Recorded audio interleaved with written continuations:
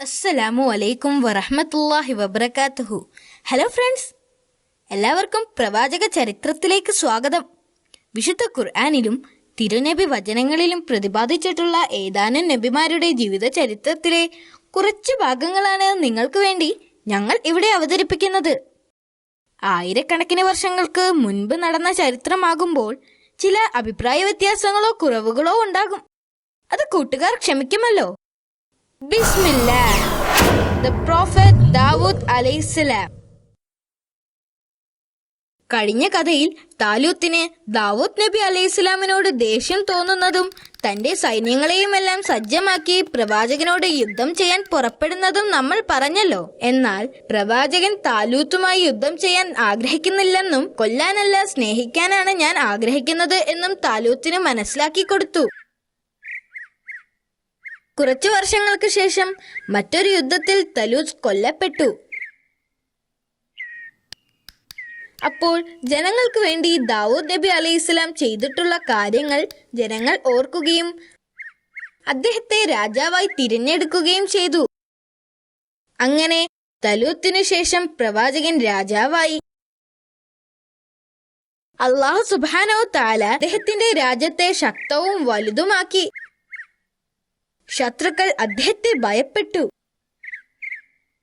അദ്ദേഹത്തിനെതിരെ യുദ്ധം ചെയ്യുന്നതിനും അവർ ഭയപ്പെട്ടിരുന്നു.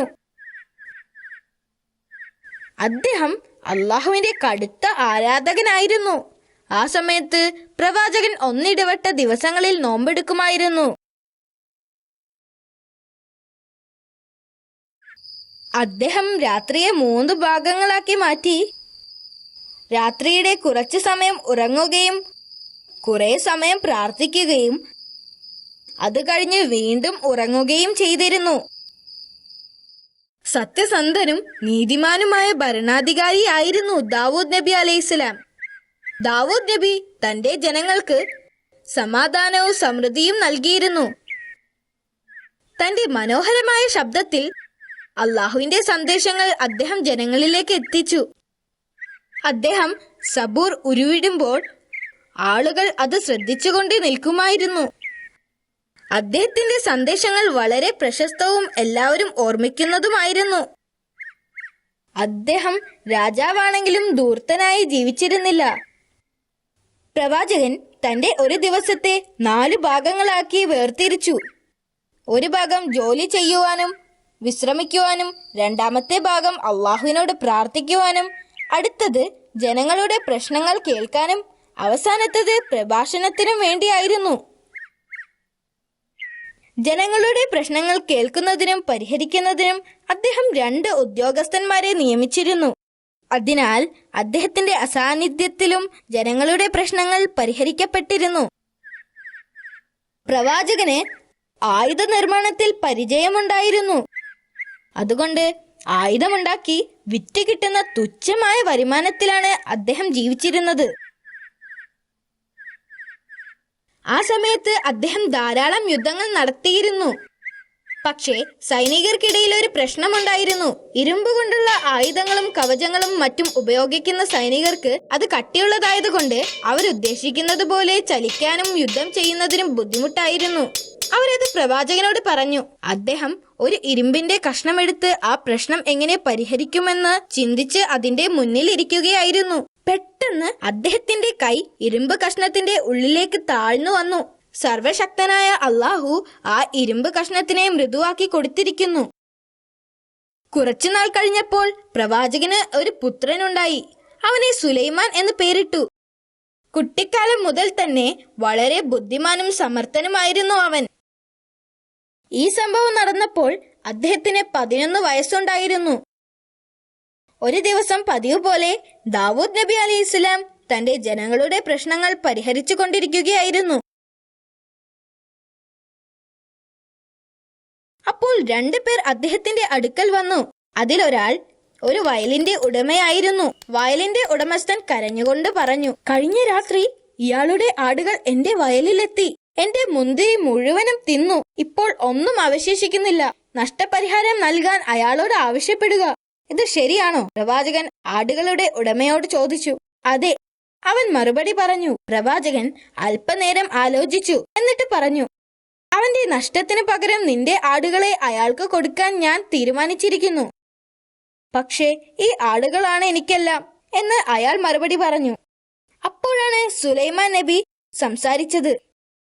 എനിക്ക് മറ്റൊരു പരിഹാരമുണ്ട്. എന്താണത്? പ്രവാചകൻ ചോദിച്ചു. മുന്തിരിവള്ളികൾ വളരുന്നതുവരെ ആട്ടുടമ വയലിൽ പണിയെടുക്കട്ടെ. ആ സമയത്ത് ഭൂവുടമ ആടുകളെ നോക്കട്ടെ. വയലുടമക്ക് അയാളുടെ വിളവുകൾ തിരിച്ചു കിട്ടുന്നതുവരെ ജീവിക്കാനുള്ളത് ആടിന്റെ രോമവും പാലും വിറ്റുകിട്ടും. മുന്തിരിവള്ളികൾ വളർന്നാൽ ഭൂവുടമയ്ക്ക് ഭൂമിയും ആട്ടുടമയ്ക്ക് ആടുകളെയും തിരിച്ചു കിട്ടും. പ്രവാചകൻ ആശ്ചര്യപ്പെട്ടു. ഇതാണ് യഥാർത്ഥ ന്യായവിധി. ജ്ഞാനത്താൽ നിന്നെ അനുഗ്രഹിച്ചതിന് അള്ളാഹുവിന് സ്തുതി. തീർച്ചയായും നീ ബുദ്ധിമാൻ തന്നെ. ഒരു ദിവസം പ്രവാചകൻ തന്റെ മുറിയിൽ പതിവ് പോലെ പ്രാർത്ഥന നടത്തുകയായിരുന്നു. ആരെയും അദ്ദേഹത്തെ തടസ്സപ്പെടുത്താൻ അനുവദിക്കരുതെന്ന് അദ്ദേഹം പരിചാരകരോട് കൽപ്പിച്ചു. എന്നാൽ 2 പേർ എങ്ങനെയോ അദ്ദേഹത്തിന്റെ റൂമിലേക്ക് പ്രവേശിച്ചു. അദ്ദേഹത്തിന്റെ പ്രാർത്ഥനയ്ക്ക് തടസ്സം നേരിട്ടപ്പോൾ അദ്ദേഹം ദേഷ്യത്തോടെ ചോദിച്ചു, നിങ്ങൾ ആരാണ്? ഭയപ്പെടരുത്. അവരിൽ ഒരാൾ പറഞ്ഞു, ഞങ്ങൾക്കിടയിൽ ഒരു തർക്കമുണ്ട്. ഞങ്ങളിവിടെ താങ്കളുടെ ന്യായവിധിക്കായി എത്തിയതാണ്. അതെന്താണ്? പ്രവാചകൻ ചോദിച്ചു. ആദ്യത്തെ ആൾ പറഞ്ഞു, ഇതെന്റെ സഹോദരനാണ്. ഇദ്ദേഹത്തിന് 99 പെണ്ണാടുകളുണ്ട്. എനിക്ക് ഒരെണ്ണവും. ഒരു ദിവസം ഇവൻ പറഞ്ഞു, എന്റെ ആടിനെ ഇവന് കൊടുക്കാൻ. അവന്റെ സംസാരം എന്നെ കീഴ്പ്പെടുത്തുകയും അവൻ എന്റെ ആടിനെ പിടിച്ചുകൊണ്ട് പോവുകയും ചെയ്തു. ദയവ് ചെയ്ത് അങ്ങ് ഇതിന്റെ വിധി പറഞ്ഞു തരണം. പ്രവാചകൻ മറ്റേയാൾക്ക് എന്താണ് പറയാനുള്ളത് എന്ന് കേൾക്കാൻ കാത്തു നിൽക്കാതെ തിരക്കിട്ട് പറഞ്ഞു, അവൻ നിങ്ങളോട് തെറ്റ് ചെയ്തിട്ടുണ്ട്. അദ്ദേഹത്തിന് ഇത്രയും ആടുകളുള്ളപ്പോൾ നിങ്ങളുടെ ആടിനെ ആവശ്യപ്പെട്ടത് തെറ്റാണ്. പെട്ടെന്ന് തന്നെ അവർ 2 പേരും അപ്രത്യക്ഷമായി. അപ്പോഴാണ് അവർ അള്ളാഹു അയച്ച മലക്കുകളായിരുന്നു എന്ന് പ്രവാചകന് മനസ്സിലായത്. രണ്ടാമത്തെ ആൾക്ക് പറയാനുള്ളത് കൂടി കേൾക്കാതെ വിധി പറയാൻ പാടില്ലായിരുന്നു എന്ന് അദ്ദേഹം തിരിച്ചറിഞ്ഞു. അദ്ദേഹത്തിന് തന്റെ തെറ്റ് മനസ്സിലാവുകയും കുറ്റബോധം കൊണ്ട് തറയിൽ കുനിഞ്ഞിരുന്ന് അള്ളാഹുവിനോട് പാപമോചനത്തിനായി കരഞ്ഞ് പ്രാർത്ഥിക്കുകയും ചെയ്തു. അള്ളാഹു പ്രവാചകനോട് ക്ഷമിക്കുകയും പ്രവാചകൻ ദീർഘകാലം ജീവിക്കുകയും ചെയ്തു. അദ്ദേഹം അള്ളാഹുവിനെ ആരാധിക്കുകയും മരിക്കുന്നതുവരെ അള്ളാഹുവിനെ സ്തുതിക്കുകയും ചെയ്തിരുന്നു.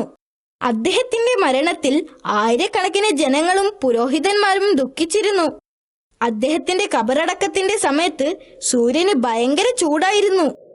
എന്നിട്ടും ചൂട് സഹിച്ച് ധാരാളം ആളുകൾ വന്നിരുന്നു. അവിടെ എത്തിയ ആളുകളെല്ലാം വളരെ ബുദ്ധിമുട്ട് അനുഭവിച്ചു. അപ്പോൾ സുലൈമാൻ നബി അലൈഹിസ്സലാം പക്ഷികളെ വിളിച്ചു. എന്തൊരു അത്ഭുതം! ആയിരക്കണക്കിന് പക്ഷികൾ പറന്നു വന്നു. അവർ ചിറക് വിടർത്തി സൂര്യനെ മറച്ചു. ഇതായിരുന്നു ജനങ്ങൾ സാക്ഷ്യം വഹിച്ച സുലൈമാൻ നബി അലൈഹിസ്സലാമിന്റെ ആദ്യത്തെ ആധിപത്യം.